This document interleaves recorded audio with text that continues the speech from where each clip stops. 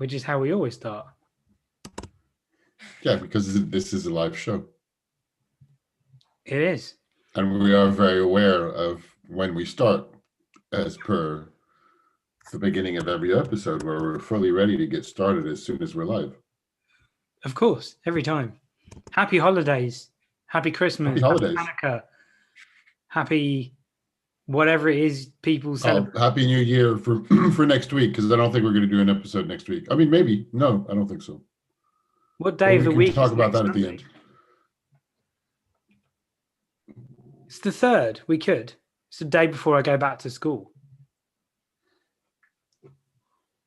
We could. I'm probably still going to be around here. I need to change my tickets and work out my travel plans to go back home, because I'm not home, obviously. Yeah, I was going to say. So I've used this setting before at my brother's place, but not this room. Yeah. Yeah, I have. Really? I have used this room as my background once. It looks very different because I don't remember. I think it was messy. It was cleaner. I mean, they're about to move, so it's a bit of a mess around here. That's how it goes when you move. Yeah, it is. Exactly. And have you had a good Christmas? I have. I've eaten way too much food. I am definitely several kilos heavier. I've had some fantastic food, really great wines, a lot of toys and cool gifts. Actually, my laptop is sitting on one of my gift box. Nice. A kitchen mixer. Not a fancy one, just a practical hand mixer. That doubles up as a chopper, apparently. Oh, that will save a lot of time. Exactly. I don't have one in the kitchen. I'm still putting my kitchen stuff together. These are the kinds of gifts you get as you get older, right? It's no longer. Yes. Yes. What do you need? I stuff for my kitchen, and otherwise books. And I do have a Nintendo Switch Pro controller that I'm very excited about. What's the Pro controller? You have to show me. My gifts are here. Because we very nearly bought ourselves. This is not you nearly bought yourself a Switch. You should have done yourself a favor and bought a Switch. Yeah, I'm trying to persuade my wife. Oh, is it? That looks like a more traditional. Don't persuade her. Just buy it. Buy it. Buy it. Buy it. I don't work for Nintendo whatsoever, just so you know. Honestly, Mario Odyssey is awesome. Zelda Breath of the Wild's come out several years ago, and it's so good.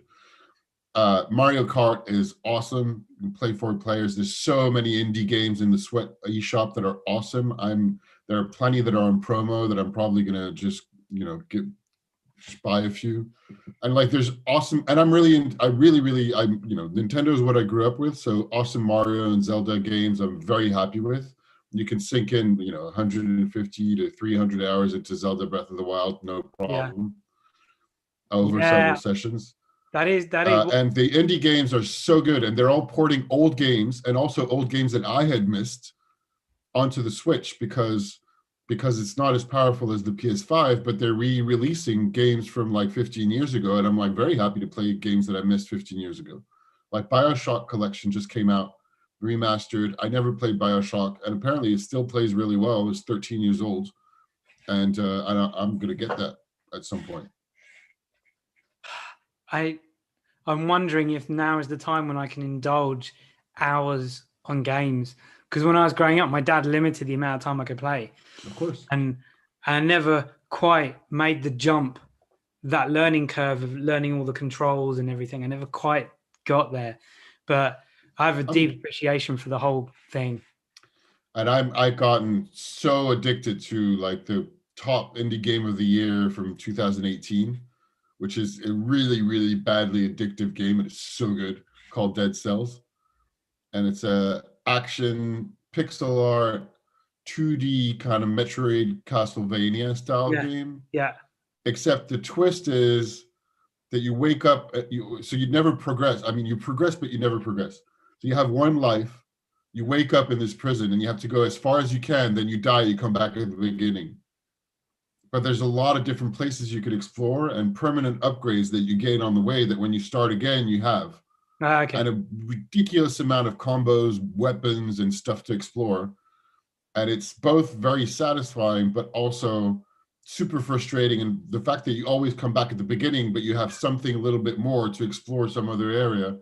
It's both, and the areas are, each level is kind of the same area, but it's randomly generated. So it's never exactly the same. Oh, wow. It's really good. And the graphics are just gorgeous. Did you ever play Elite? No. You didn't? Okay.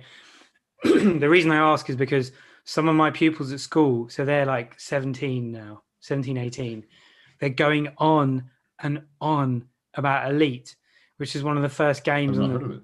the bit. You've never heard of Elite? Really?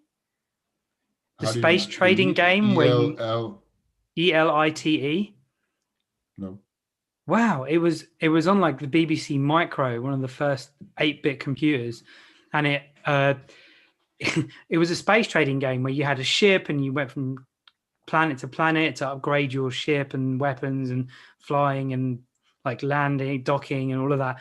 And these guys are talking about it. This game was out in the 80s and they're talking about how amazing it is. And I used to fiddle around and play a couple of the old versions. This is also coming from the same two pupils who have an Oculus, one of those things. I tried the Oculus Quest a few weeks ago as well. Is it on good? A Star Wars game.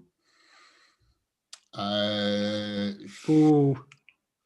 So it had been a few years since I tried a VR set. Obviously, it's not as highly powered as some of the others I tried, but that was a few years ago. So I guess it balances out. It's kind of cool to be in the middle of things. It's both great and weird, but the fact that you set limits for your gaming space. Okay. Because otherwise you'd crash your living room, right? Yeah. You can't really see anything.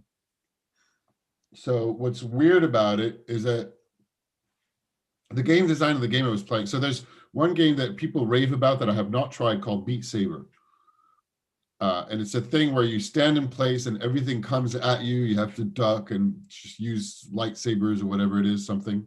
Okay. So it's a mix of a rhythm game and you have to move around. But the game design is centered around the fact that you don't walk around. You can move your body up and down, side to side, but stuff come at you. Sure. Whereas that Star Wars game, you're in an environment where your character is walking around because you can't walk. You can't walk because you as soon as you just move around or or just move your arm too far, you have all these red lights come up to say, hey, don't go beyond your gaming limit. And so instead, you kind of just looking around. The graphics aren't great, so it's kind of like, oh, it's cool. I'm on a Star Cruiser, but it's not much better than. I mean, it's better.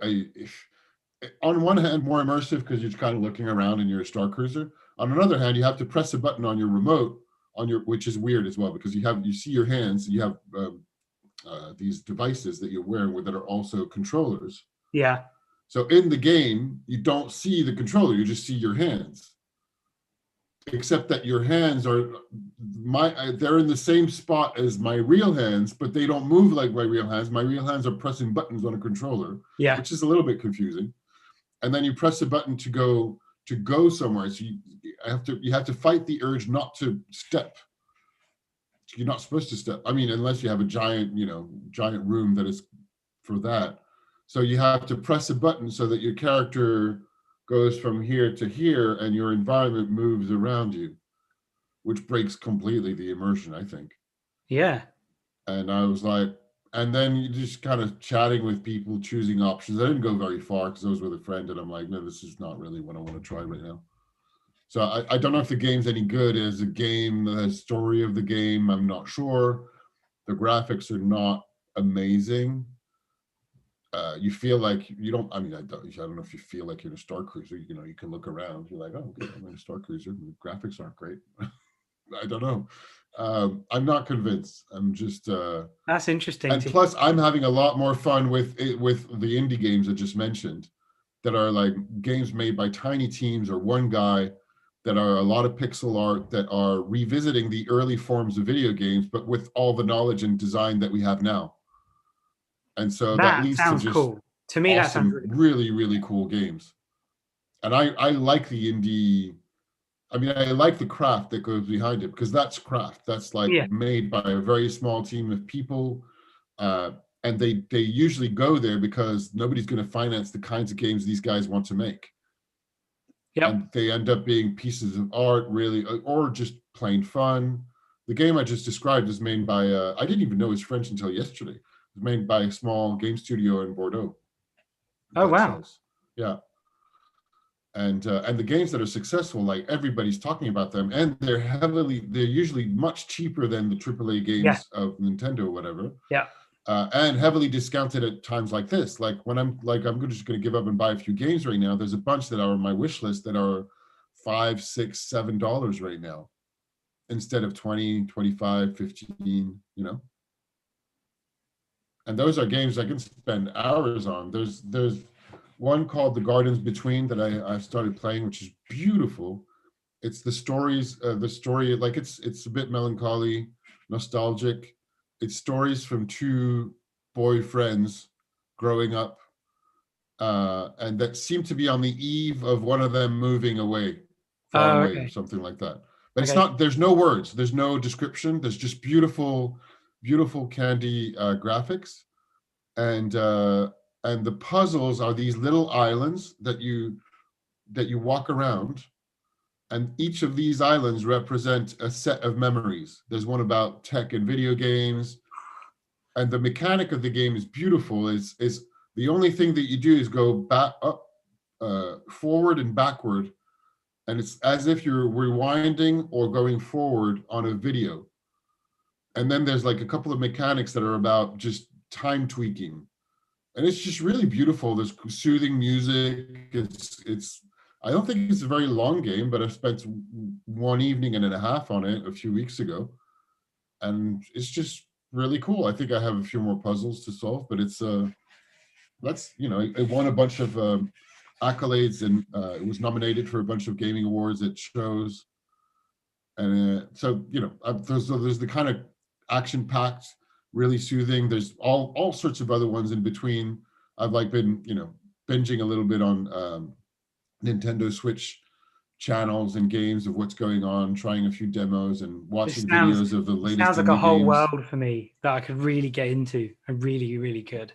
Oh, I mean, when I send you the best indie games, you'd be like, whoa, okay. I watched also really interesting videos about why a lot of indie games choose to do pixel art and 2D, like really, really beautiful 2D pixel art.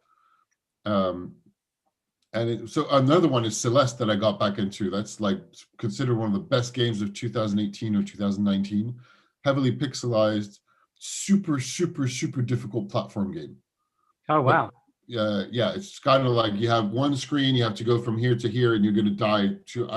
I'm at 1,500 deaths, I think, so far. You die, start again, die, start again, die, start again. It's like some of the like, and that was made by a small team or even one guy, I'm not sure. But the theme of the game and the story of the game is impressive. And I'm not at the beginning because I'm at the third level, I think. But I'm trying to beat my sort of second boss right now. It's so difficult. The story is that it's a little girl, well, a girl, woman. You're not sure how old she is, but it's kind of cartoony. But the theme isn't. She's going on a quest to climb Celeste Mountain. And she's going on this quest to climb Celeste Mountain because it's very difficult, and it's an analogy to her mental state, and she's like depressed and anxious, and she wants to deal with it, and she's confronting her mountain, and she meets characters on the way. So in between the sets of really difficult pure platform 8-bit like craziness, there's these conversations that are surprisingly deep about like how she's feeling and what's going on in her head and why she's climbing this mountain. It's super interesting. Wow, that sounds great. I can see it. Maybe that'll be one of my things to explore in 2021 gaming. But we should talk. You should please do. We should talk T-shirts and cups and get back to the whole thing. So I have a coffee mug. So in the village where my brother lives in La Tour de France, there are pottery artists, and they have a That's few a different pieces from this handmade. pottery pot, handmade, yeah, handmade coffee mug or little mug. And is it a coffee mug because T-shirts. it Obviously, doesn't? you can see my winter. Oh, Is it a coffee mug because it doesn't have a handle? what is it? A coffee? You're asking me questions about pottery and crockery that I don't know. I put coffee in it, so that became a coffee mug for me, or coffee device, coffee drinking device, Coffee receptacle. Oh, fair enough. I coffee wonder receptacle. because the whole non-handle thing. Anyway, that's a whole other thing. We can talk about that. They do have a couple with handles. Anyway, Without handles feels weird. And you've got your You're going to say you got your winter shirt.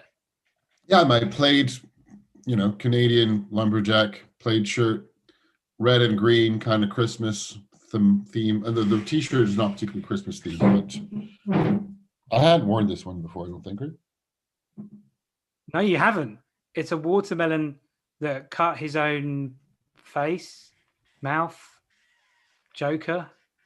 Just my. We want to know how he got those scars. We want to know how he got that mouth. Ooh, there's a Quite a delay dark between t-shirt. your video and your sound. It's kind of like it's yeah. It's a weird t-shirt. It's kind of disturbing. You're like, oh, this is a happy t-shirt. You're like, what? Wait a minute. Is it? Is it a happy t-shirt? The jury's out. It's each to his own interpretation about whether this is a happy t-shirt or not, I think. It's very That's the way you. I like to think about it. The very Willem t-shirt. Yeah. The dark within the light, the light within the dark. I've got on one of my favorite t-shirts. I don't know if you've seen this. Seen this? No, I had not, but it's very good. Yeah, coexist. Yeah, this is cool. I like it. Coexist. So I like. Wait, what is the E? Is the E just? Is the E Internet Explorer? What's that? No, E equals MC squared. Oh, okay. So you've got like science can coexist with religion. Islam, peace sign, hippies, science, yeah, Judaism. That's a 5-point star on top of the I for satanic, yin yang, and Christianity. I like it. And everyone coexists. So now we've done that. Episode 23. Like 11:27, but it's okay. Yeah, episode 23. What do we do? We're reflecting on the year. We've kind of started to do that and reflecting on the episodes. So I'm going to ask you. I messaged you these questions yesterday on WhatsApp, but I thought a good place to start would be what do you think is the biggest thing that you've learned from doing all these episodes, 22 episodes? So of course, I read the questions. I was playing Dead Cells, and then I put them to the side. I thought, wait a minute, I can try to beat this boss before I reflect, or I'll reflect tomorrow morning. And I did not reflect this morning. I did shower and get a coffee and arrive a few minutes late. I was with my nieces as well. It's my excuse. So what did I learn this year through these calls? Well, I think the main and biggest thing after the fact that I learned is I have interesting things to say. Oh, yeah. And it's not that I didn't know that if you asked me, but in this matter and fashion, even just the way that we started these calls, and that you said, wow, that'd be really great. I mean, one, we really enjoy chatting with each other, which we do. And it's great that we have these calls. I really, really enjoy that. And that's a good thing I enjoy that because I don't know that there's many people watching. There are a few more people watching than there were in July. And the people who do watch tell me that they enjoy it. Oh, that makes me think in a second, I also have my YouTube in review kind of like end of year channel thing. Mm-hmm. And the vast majority of the time people spend watching it are these calls, because that's mostly what I've been publishing for the last few months. I've not been publishing much else. There are a few other things, but that's really a lot of my focus for the YouTube channel in the last few months anyway. So, and I think there was over 8,200 hours watched. That sounds really good. Or minutes. Wait, minutes. Probably minutes. Still a lot of minutes. 8,200 minutes. Yeah, no, 8,000 hours doesn't sound right. Right, let me check. And otherwise, I learned, so that I have valuable things to say to people, Absolutely. to young people, I suppose. I might have deleted that thing. Forget it. I'm not going to look for that now. And learned. What else did I learn? Particularly down to these conversations.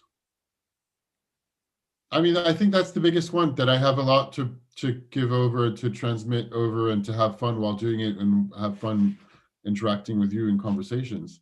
And probably still ways to go to learn how to formulate all those things or formalize.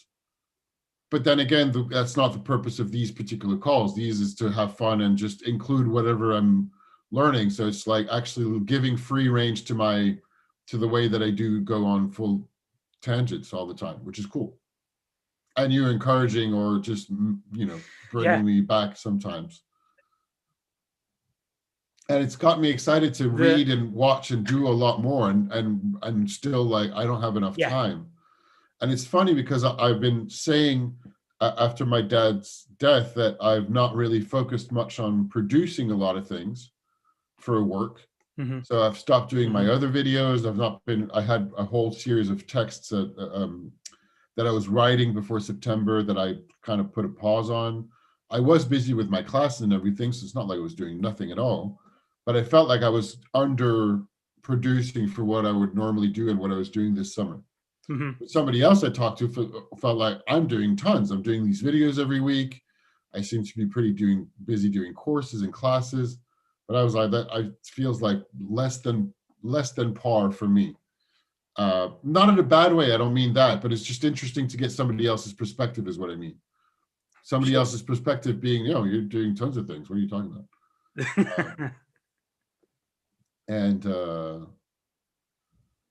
So I'm definitely interested in developing a lot of what I'm learning and practicing. And it's so much easier to do this kind of show than, even though it's not always on time for the audio. What I mean by that is I have another batch of audio episodes to publish. We're not really focusing on that as much.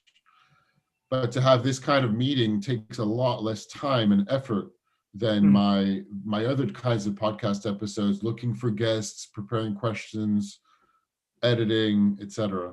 And it's cool. And I'm learning a bunch of stuff because you're sharing the books that you're reading, so that I feel even more behind about my reading list, that I add more stuff. And then one week to the next, I'm like, I didn't really read that much stuff. What else am I going to add to our conversations? But I'm sure I don't think we seem to revolve around the same topics, but that's only because we're interested in the same things and we have similar ways to view the world. Yeah. And a bunch of other differences as well. But around what is important, focusing on what's important, questioning what makes you happy and things like that are topics that come around, that circle back, that always will, probably. Yeah. I think not everybody watches every episode, so it doesn't really matter that we circle around to different things. But then I've gone on a tangent now. I think, I think that the funniest thing for me is how you interrupt yourself. So you'll explain something, you'll talk about it, then you'll talk about something else, and then it'll interrupt what you said before. And that's the beauty of I think it's the beauty of a really interesting conversation. Yeah.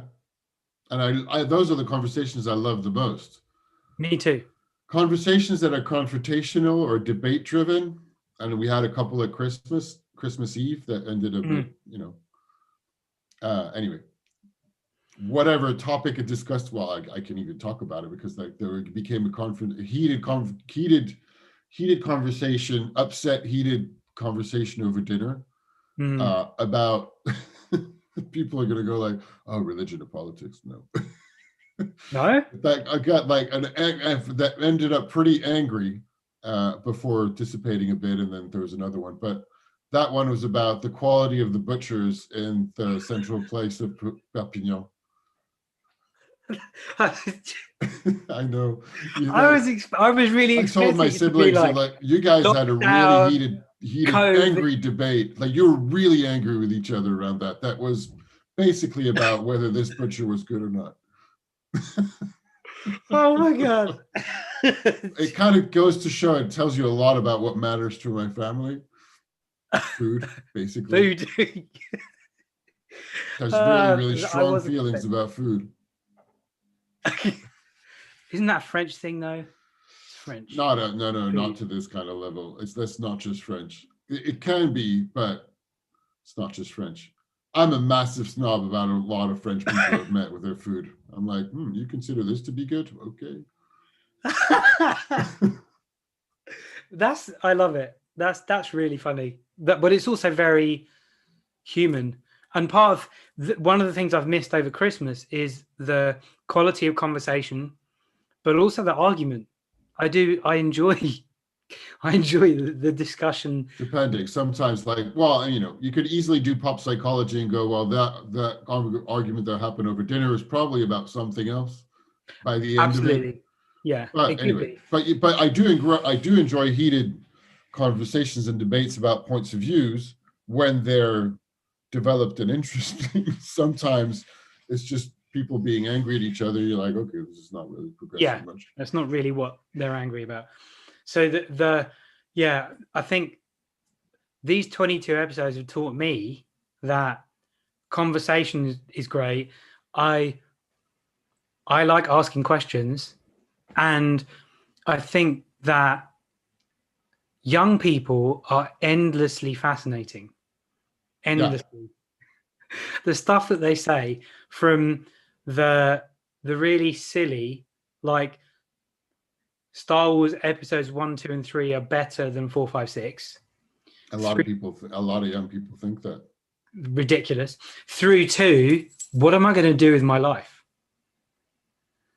And not in a facetious, silly, kind of awkward way, but in a genuine, like a young person asking a genuine question.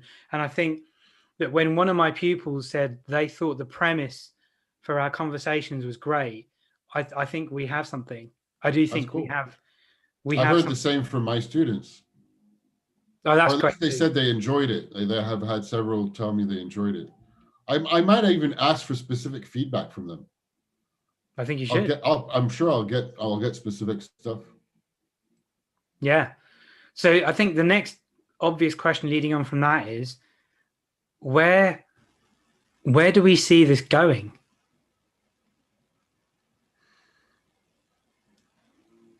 Well,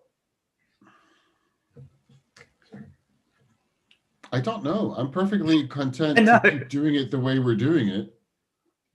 Maybe if anything, because you pulled out questions, maybe like try to tackle different kinds of topics. Try to be a little bit more organized about what questions we're going to go and look at.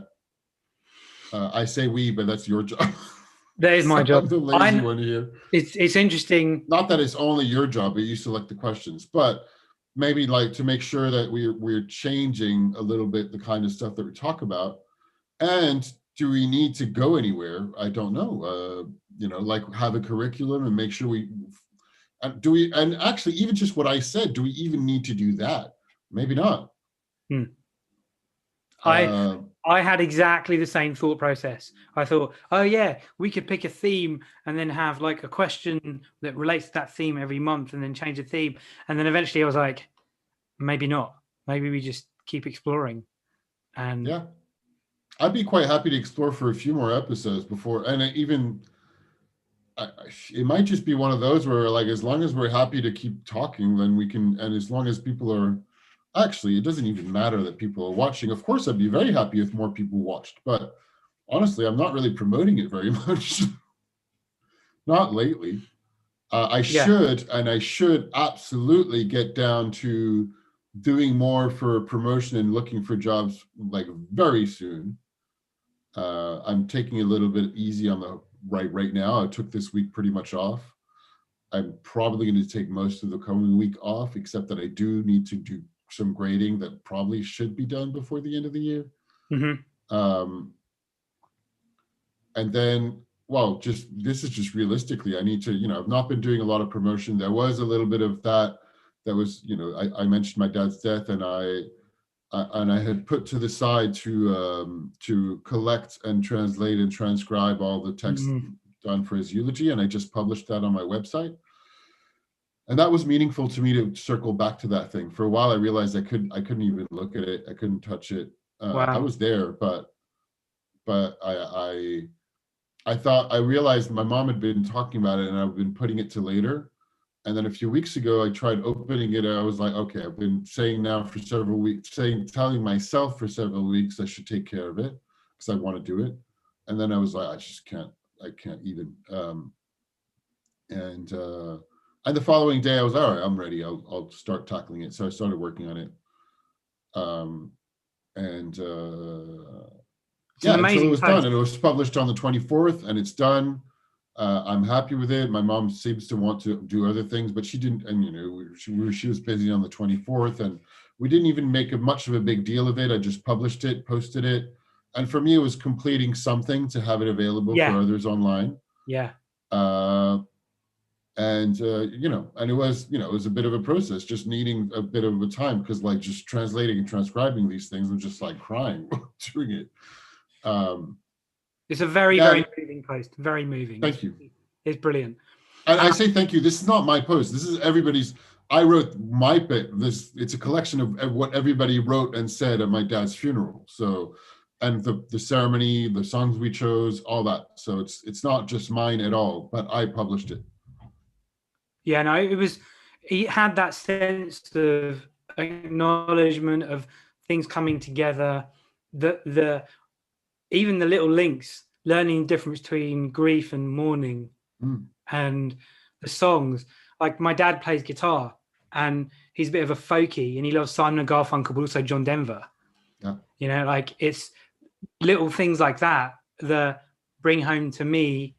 Of course, when I read it, I'm thinking about my parents, and I'm thinking about my life and my parents' life, and it was a very reflective post, and the range of perspectives as well. It's a great read. It's more than just about. It speaks to all the big themes that we talk about on this live stream podcast. Which is, if you're worrying at the beginning of your life, what do you want your life to be about? And there are very justified concerns about what are the right choices for your career. I've had several conversations with my students. We are completely going on to Soul, the new Pixar movie, trying to do that without spoilers. Yeah, it's so good. It is very, very good. I need to watch it again. I do too. There's a lot there. It's so not for kids. I thought, whoa, this is so not for kids. Really? It's not that kids can watch it, and little ones watched it. And my niece, who's 4, said it's a film about life and death, which is not giving anything away from the trailer, I don't think. If you watch the trailer, you know that, and even if you didn't watch the trailer, it doesn't matter. The name kind of gives it away. But what I mean is that, wait a minute, let me check that I'm not spoiling anything. No spoilers. I don't like spoilers either. So let me translate this. Inside Out and a lot of other Pixar movies and a lot of other animation, even more so these days, but Pixar is particularly, and Pete Docter in particular, so the film director. Yeah. Film director for Monsters, Inc., Up, and Inside Out, who's like my favorite, big time. And Soul, obviously. Was he involved in Toy Story? I mean, involved insofar as he's part of the roster of directors, yes, but he's not the director. Okay. That was John Lasseter, wasn't it? Yeah. Yeah. So I don't know about his involvement, other than if you read Creativity Inc., which I highly recommend, one of the best books ever. You've read that one? No. You've not read this is a few years old now, but it was in my top 3, maybe now top 5 non-fiction books ever. You need to read Creativity Inc. If you've not read it, it's amazing. I do. Creativity Inc. is by the CEO and co-founder of Pixar, about the creative process and the story of his life and the story of the business. I'm typing it in. By Ed Catmull, that's his name. Ed Catmull. It's so good. It's really, really, really good. And they talk about the story process they go through, the process they go through to make sure they nail every bit of their story, of whatever story is going to come out of Pixar Studios. It's probably, and they talk about the changeover to Disney as well. Anyway, what I meant by that is there's more and more animation movies that have several levels of jokes for kids and for adults. Yeah. And some of the deeper ones, like Inside Out, that I'll be careful not to spoil, but still, you should have seen that. And not you, I mean, people watching. Yeah. So there's a lot of complex stuff that are simplified and represented within Inside Out, the human brain, feelings, what goes on. It's still a lot more comprehensible from a story perspective to children, I think. This one, Soul, is a lot denser. So it's not that you don't understand, but it feels like there's a few jokes for the kids, but that are a little bit, there's not that much for small kids to understand. My niece, my 11-year-old niece, just said she preferred Inside Out to Soul. Because I think I would have to talk to her about it, but my brother hasn't seen it yet. So I want to have more conversations, but I want to watch it again because I'm sure that I didn't get everything about it. The references in there are like dense. I know what you mean. But it's good. Don't get me wrong. It's not. I don't mean. I agree. I was like, totally whoa. Agree. Okay, they went really far, but. Yeah. Oh, the video is lagging a little bit. I have exactly the same feeling. I don't think it's your machine. I think it's me. Let's assume it's me. But I totally agree that I want to watch it again and unpick it and immerse myself in how I felt. Can you hear me? Yeah, I can. And of course, like what I was saying, I did hear that. What I was saying in the beginning, or not at the beginning, just before we started talking about Soul at the same time, for the students and pupils worried about what their life is going to be like, what are the right choices for their studies, for their careers, for their lives, for whatever, and reflecting on the life of somebody, what it means to what does a life well lived mean, which is a lot of what Soul is about, I think. And it's certainly not at all the only thing it's about, because you could just go in a lot of different directions about what was going on in that movie. But what it means to have a life well lived, and just also a lot of death that is surrounding us. The themes of the year, the pandemic, the conversations, the mainstream news, the news altogether, personal stuff for me, and I'm not the only one. A lot of people experience, people either having died or on the brink of it, or etc. Throughout 2020, it's been complicated on that side.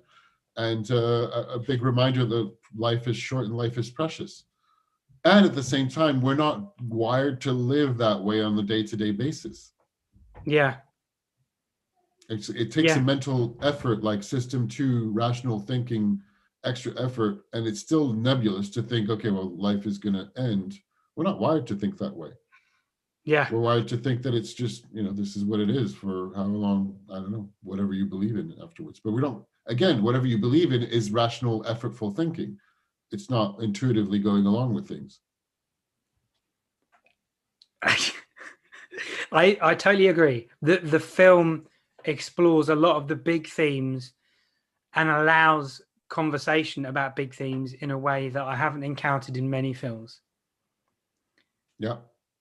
And I was the soundtrack hit me.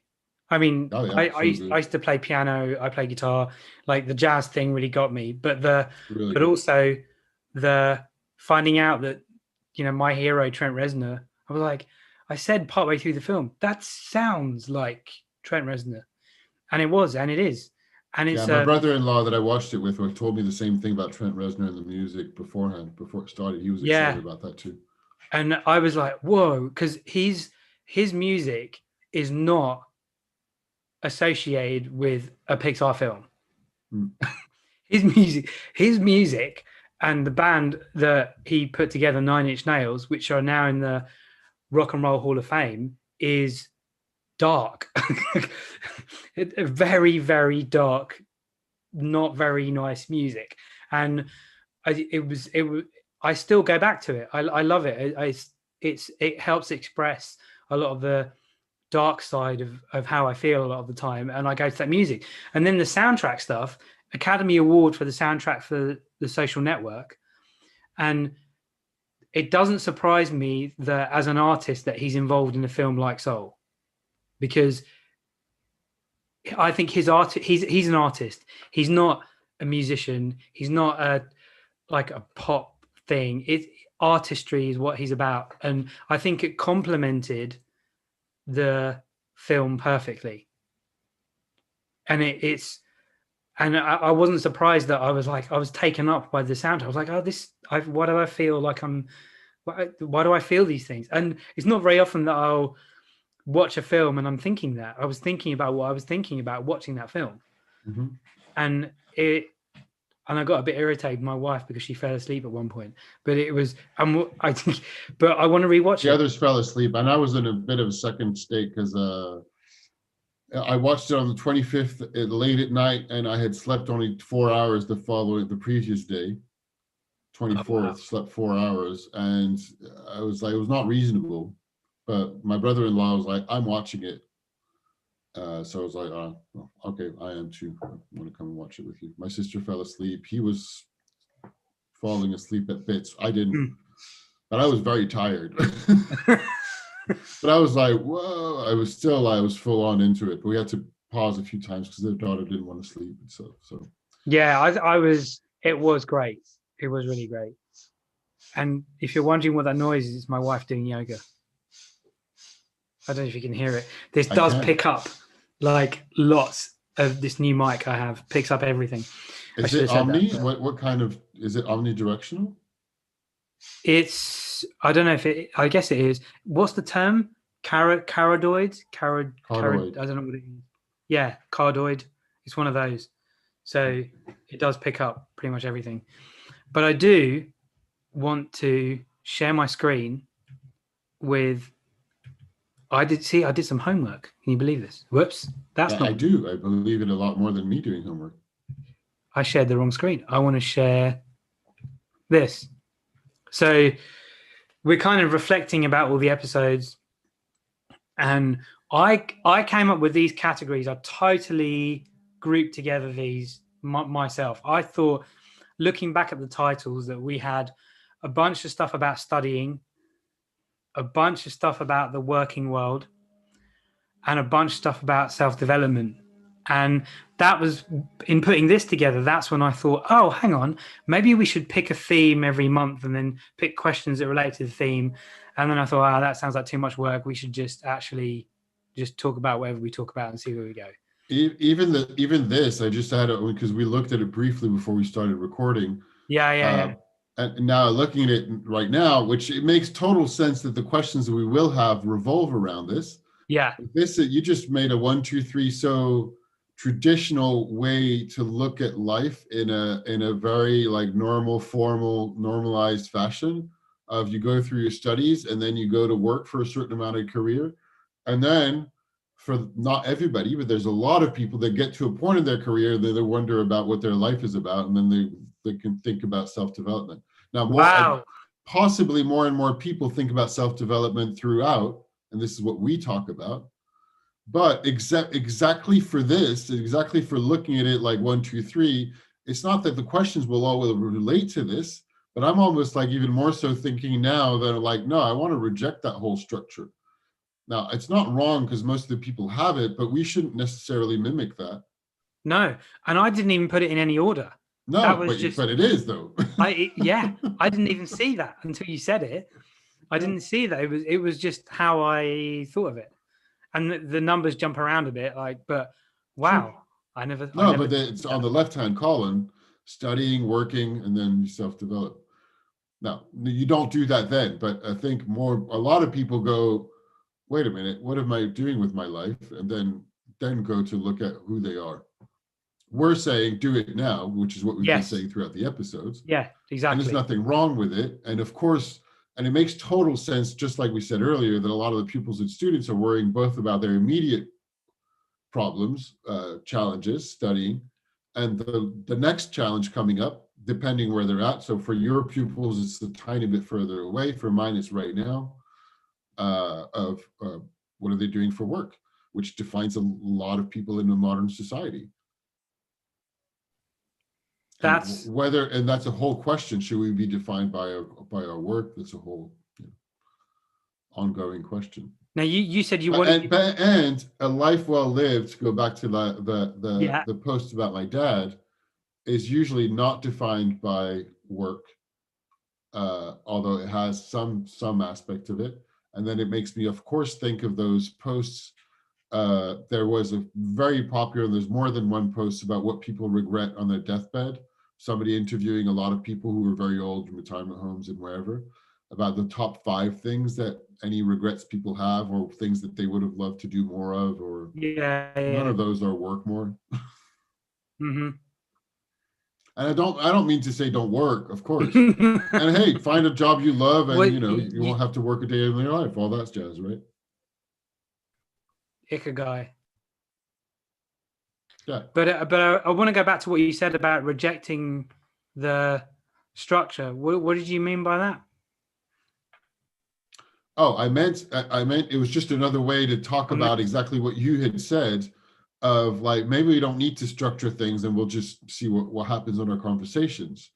What I reject as a structure is even more saying, well, okay, so it's not that everything is always likely to come under those umbrellas. Although I would love to tackle other types of topics that are still of concern to students and young people. But what I challenge here is to go through that the standardized studying, working. And there's a standard there, and I think that's what we've been saying a lot. The self-development can come throughout, and just the earlier you start worrying about that, the better, the more interesting your life is. And it's not, I don't mean to say don't worry about your career whatsoever, because it's an area of concern. Of course, that's fine.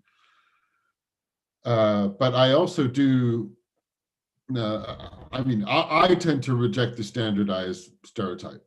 Now, there's a lot of areas where I am a stereotype, of course. I'm a stereotype just as a white guy. I'm a stereotype wearing this plate. There's tons of things that are stereotype, typical, of course. But one of the things I've done, and it's obviously I'm biased in doing that, in saying this, because this is how my life has been, is to go and wander and explore things and not follow the strict route of what the elders have said is the right way to go. The elders, society, the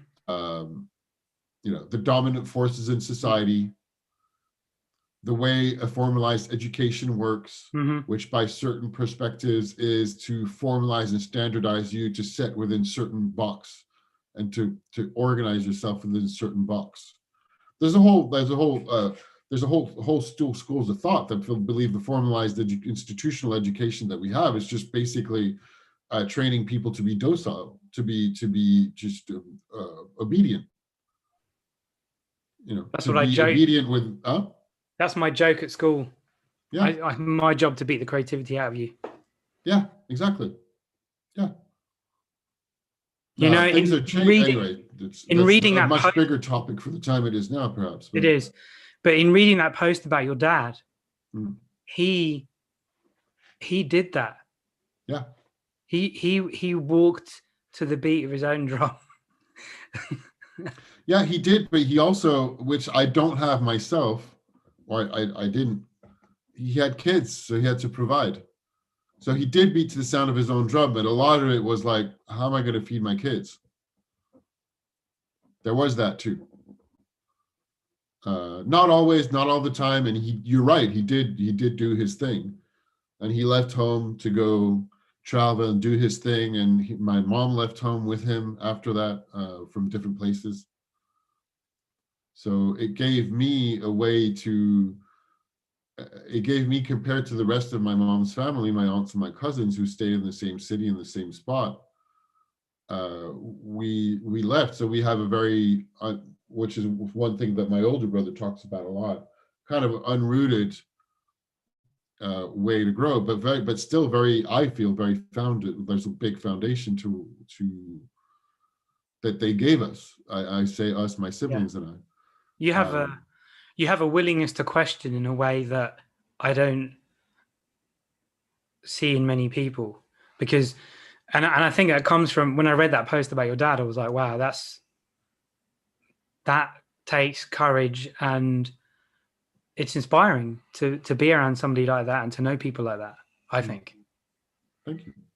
It is, because I come at it from a different angle of not having fitted in and wanting to fit in, and then eventually being okay with who I am and wanting to question everything as a result. And I recently read The Brain That Changes Itself. And oh, by the way, I've read 20 books this year, which was my target. I'm really happy about that. Congratulations. So, I don't think I have done 20 at all. I'm going for another 20 next year. And but The brain, but The Brain That Changes Itself, very amazing book. And one of the things he says in the book is that it talks a lot about neuroplasticity, how the brain changes, and the plasticity of the brain being one of the greatest things we have as humans, because it allows us to keep learning in effect.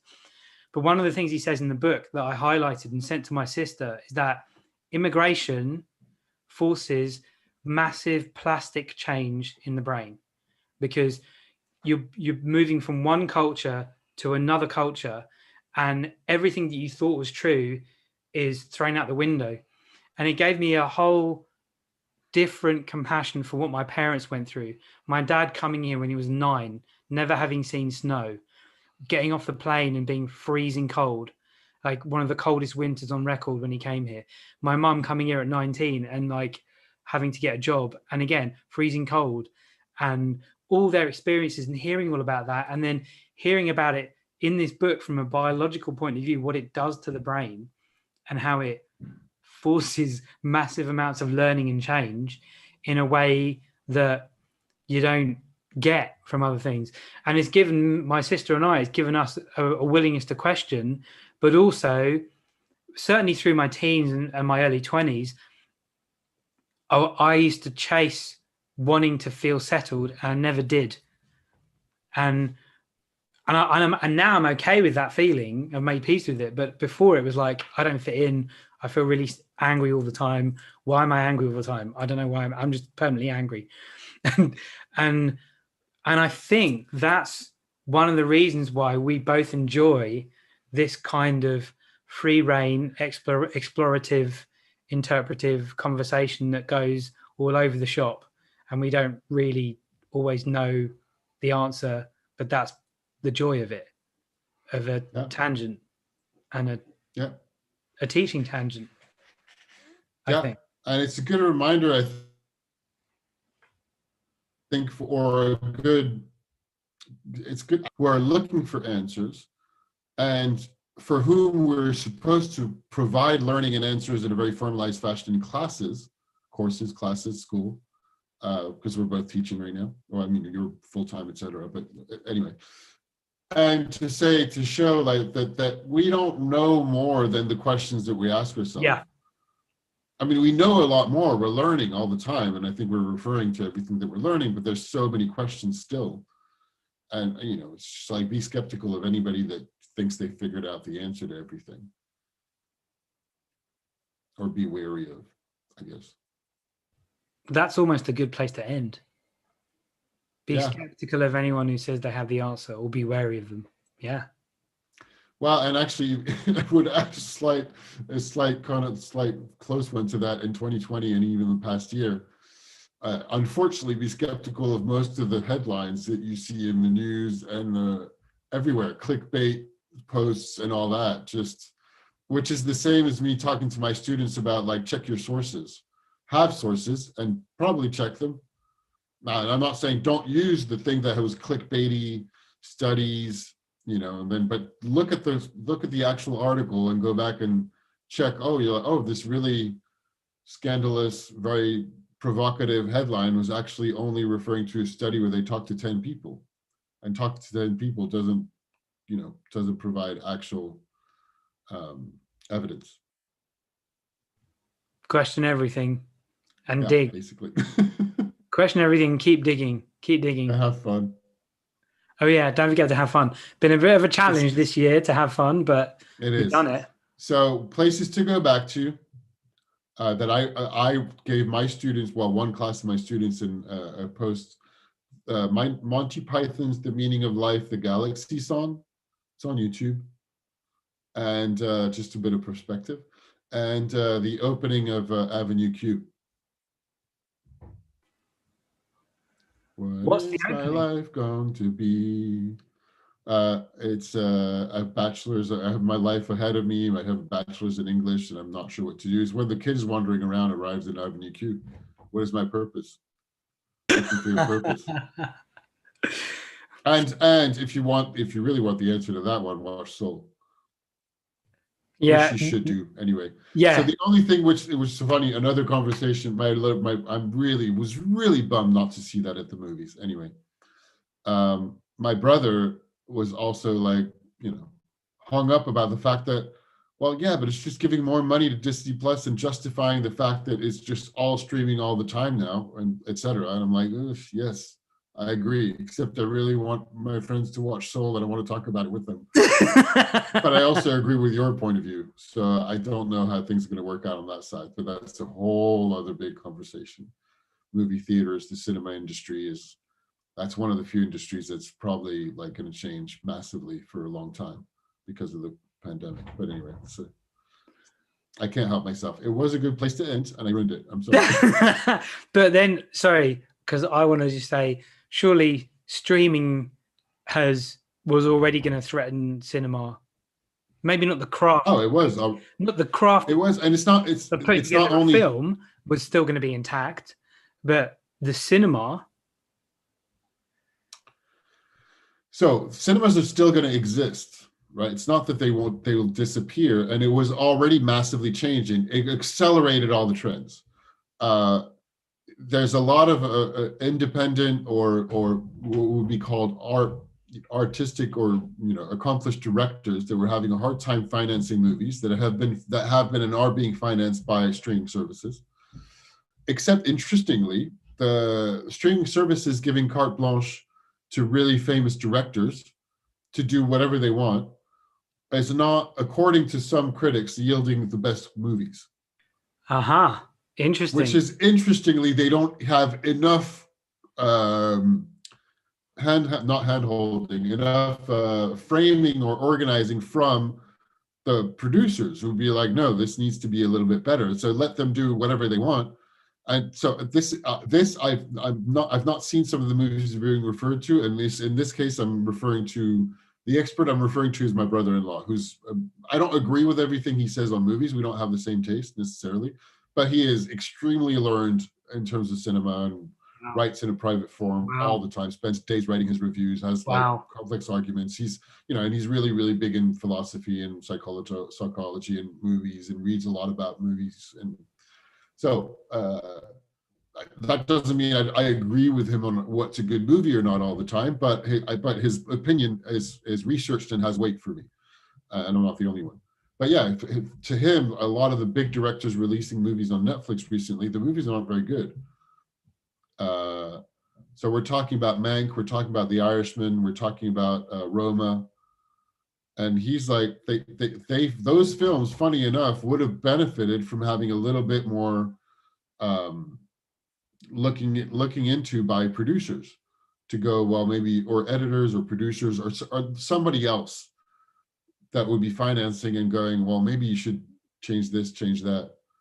Now, I'm sure some people will disagree with me and think they were great, but I've not. That's not the only person I've heard say The Irishman was a very good.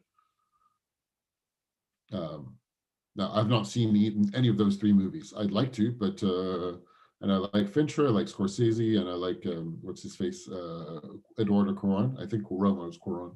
I think so. Which was the Fincher film? Mank, that was just released this month. Oh yeah, okay. I know about it, not seen it. No, I've not seen it. So this is hearsay. All I'm saying is hearsay right now. Right, but it's again. I think it goes back to the structure of the money.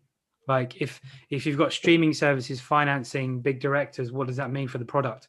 What does it mean for the film? Well, the other thing is what does it mean for the film is interesting. Is that the everything, and then, again, this is not super researched. I have an inkling that this is correct, but I'm not sure, or this is correctly going in the right direction ish. Is that everything that all the streaming services are producing costs an enormous amount of money, and there's less real money going into it, because it's going to the valuation of the streaming services as companies.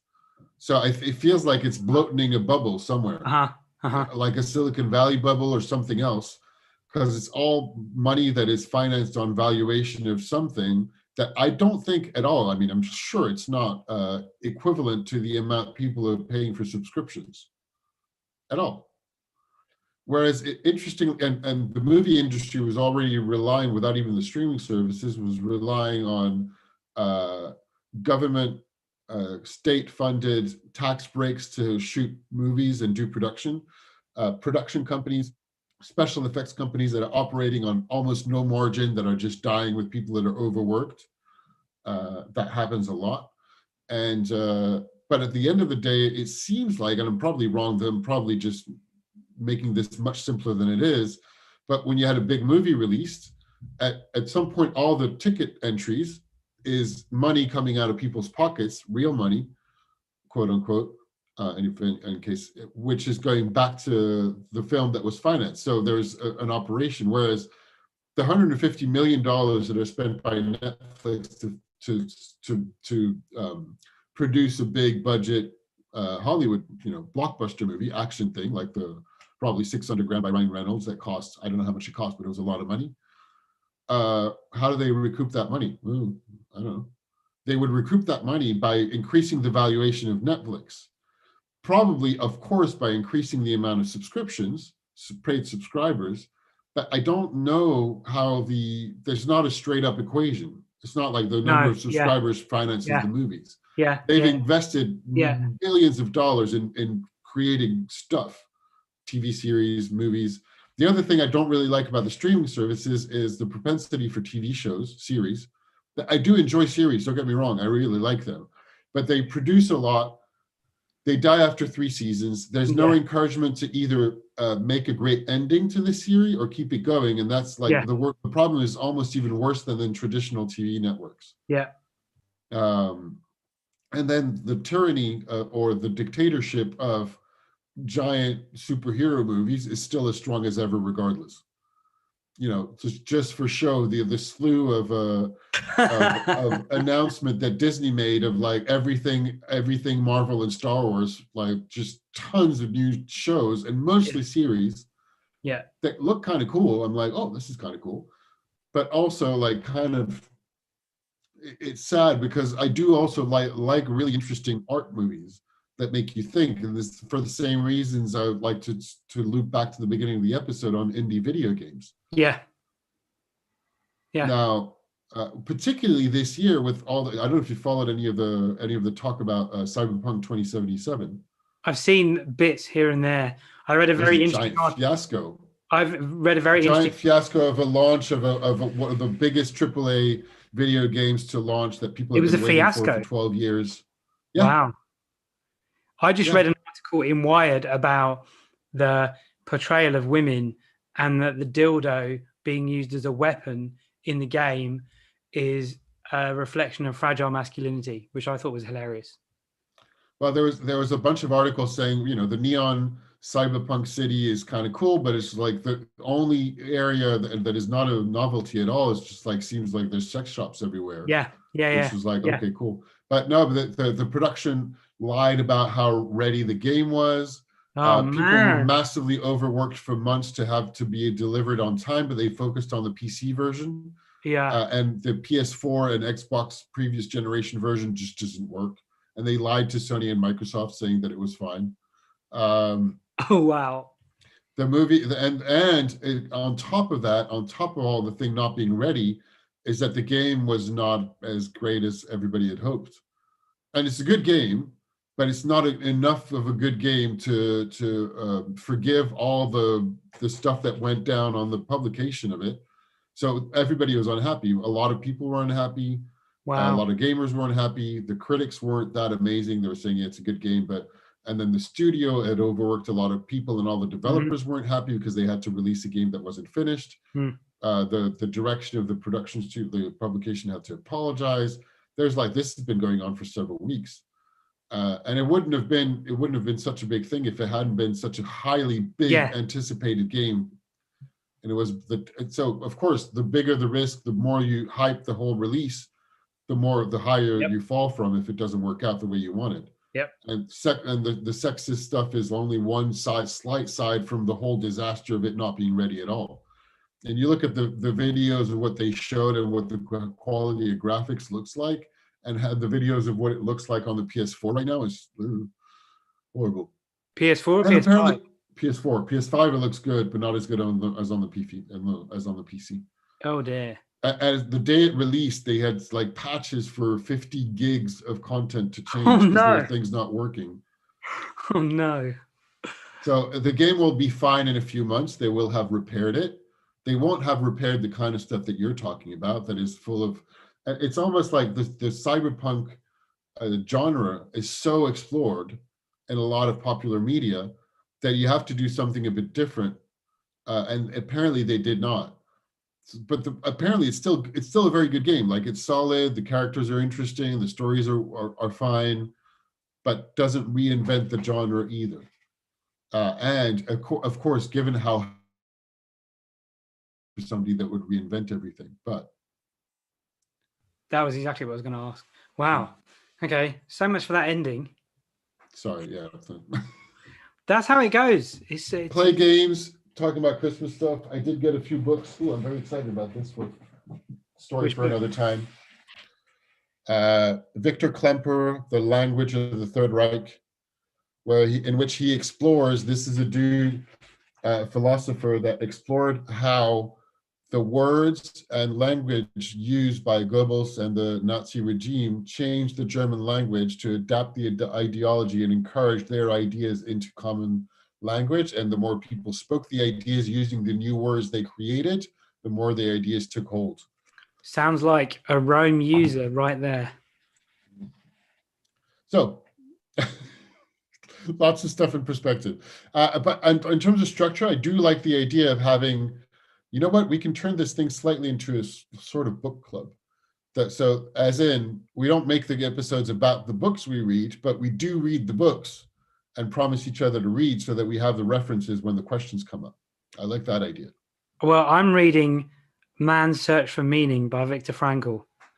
And I'm still reading Thinking Fast and Slow. I haven't progressed much. But that's a huge book, though. I've been playing Dead Cells.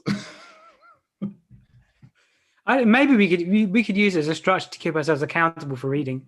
That's what I meant. Yeah. Yeah. Cool. Let's do that. And all right. Thank you as ever. Thank you. And Thank you. I think this is the official ending of season 1, right? Yes. We can now move to season 2. Yeah. And I can collect a whole bunch more questions properly. Yeah. Sounds good. Thank you. Great. Wonderful as ever. Yeah. It was a pleasure. Have a great day. You too. Bye.